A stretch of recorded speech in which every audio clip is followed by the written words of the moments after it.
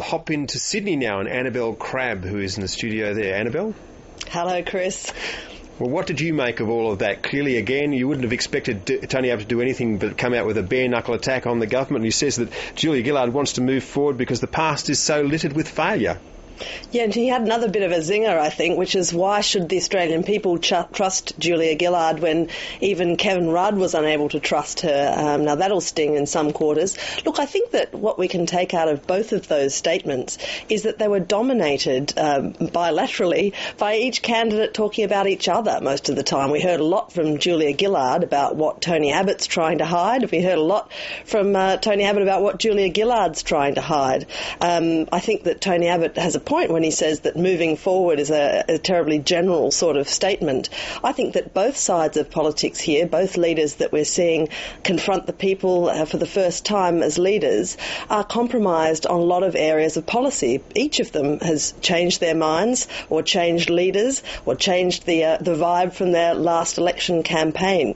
Tony Abbott, of course, as recently as this morning, has set out a promise on work choices, never to change any IR policies or legislation in the first term of an Abbott government. He has changed his mind on climate change.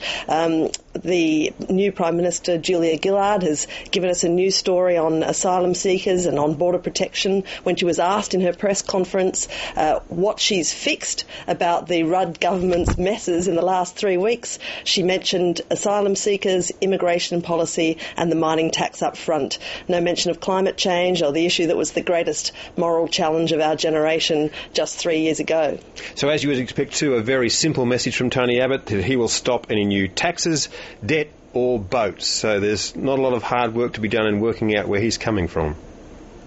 No, I think this is going to be a campaign where the two parties fight on different issues from last time. We see the very uncomfortable issue, the uncomfortable sight of the Labor Party attempting to navigate the asylum seeker issue in government. It was an uncomfortable experience for them in 2001 when they were in opposition, and I think we're going to see all sorts of interesting spectacles in the weeks ahead as we watch these two contenders.